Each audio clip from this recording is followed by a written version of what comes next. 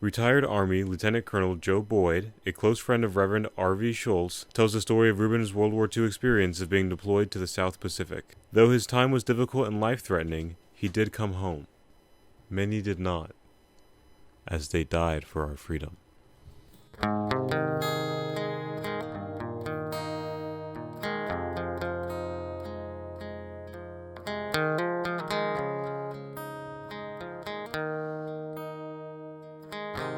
Well, I must tell you that it is an honor for me to be in this place at this moment in time. After seeing that video and hearing Reuben's voice, it makes what I'm doing a little bit more difficult for me because I miss him, and I know you do too. It has been my privilege to know Reuben Schultz for about 35 years. I will always remember him as a really good guy. He had a good nature about him, and he had a keen wit. So I had a very special relationship with Reuben Schultz. Reuben and I were both once soldiers in the United States Army, and we served our country at different times and in different places. I served in a Cold War. He served in a World War. And although our experiences were different, we shared a common bond. It was a bond unique to people who served in the military. And that relationship was very special to me, and I know it was special to him as well. So I want to share with you a little bit about Reuben Schultz, the soldier. To me, he was one of America's heroes from our nation's greatest generation. Reuben was inducted into the Army at Fort Des Moines, Iowa on November 14, 1941, which was 24 days before the attack on Pearl Harbor. When he completed basic training, he immediately shipped out to duty in the Pacific Theater. He arrived on the island of Espiritu Santo in April 1942. The island of Santo, as it was more commonly known, was a part of the New Hebrides Island group in the South Pacific, which is located between Australia and Hawaii. The occupation and control of this island group was strategically important to the United States because it was essential in preventing the Japanese from taking over all of the western South Pacific and eventually New Zealand and Australia. Santo was a critical location because warfighting skills came from the mainland through Hawaii and from all points around the world, and they landed right there on Santo. So Santo quickly became the second largest base in the Pacific behind Honolulu, with more than 40,000 troops stationed on the island at one time, and nearly 500,000 soldiers spent some kind of time on that island. Reuben's unit was one of the very first military units to arrive on the island. And so Reuben saw this tiny Pacific island grow from the time he arrived to having 5 airfields, a seaplane base, 3 hospitals, 10 small camps, and 32 miles of paved roads by the time he finally left there. And of course, the Japanese knew how critical the island of Santo was.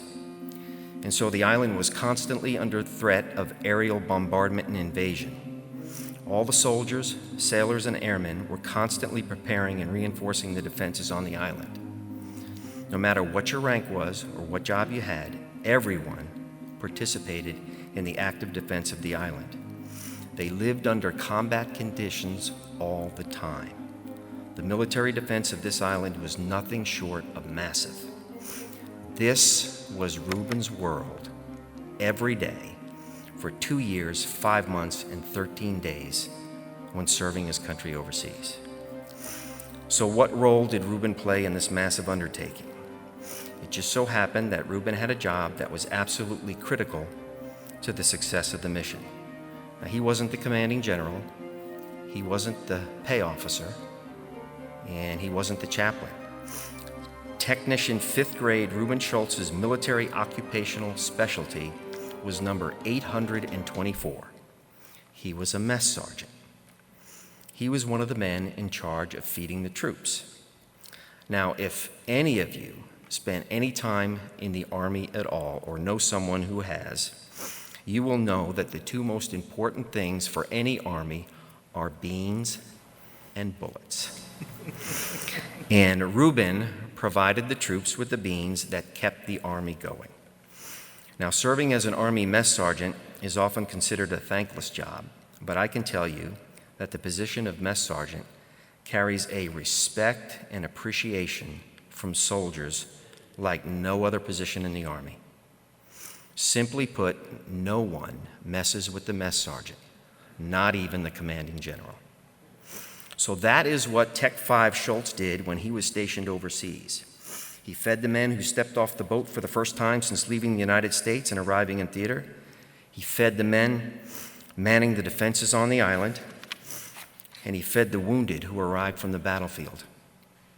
And you know, I often wonder, did Tech 5 Felix Boyd, my father, ever have a meal in Tech 5 Schultz's mess hall when his unit stopped in Santo in 1943?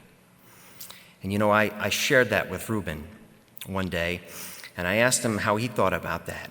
And true to form with his quick wit, he said, "Yeah, you know, I think I remember a guy who looked like you, and it was probably your dad." So after almost 2.5 years of overseas service, Reuben deployed back to the United States in August 1944. He was then assigned to a prisoner of war camp where he was responsible for feeding an entire camp of German soldiers. After 1 year and 5 months of service, Reuben was honorably discharged from the Army on October 14, 1945. He spent a total of 3 years, 11 months, and 1 day faithfully serving his country in World War II. Now, folks, there are things that happen to soldiers in wartime that they never talk about, and they would just rather forget. And Reuben was not immune to that. I can tell you that Reuben Schultz knew firsthand what it was like to come face to face with imminent death when he was on the island of Santo. And by the grace of God, he got through it, and he was able to go from feeding stomachs to a lifetime of feeding souls. And I had the opportunity to visit Reuben a couple of times in the last 2 weeks. And on one of those visits, I was in his room, and just Reuben's 2 sons, Jim and Lonnie, were in the room. And as I watched Jim and Lonnie caring for the needs of their father, I looked at Reuben and I said to myself, what a good man he is. And I said that to myself 2 more times as I watched Lonnie and Jim caring for their dad. So I would say to you that if you ever want to be reminded of the significance of Reuben Schultz's life and how good a man he really was, all you have to do is spend a little time with Jim and Lonnie. Each life somehow touched by your ministry. Little things that you had done, sacrifices made, unnoticed on the earth, in heaven now proclaim. Thank you for giving to the Lord. I am so glad you gave. I am so glad you gave.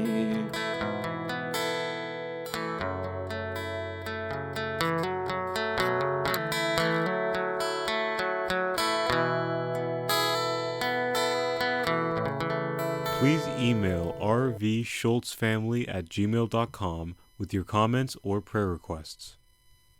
Thank you so much for watching.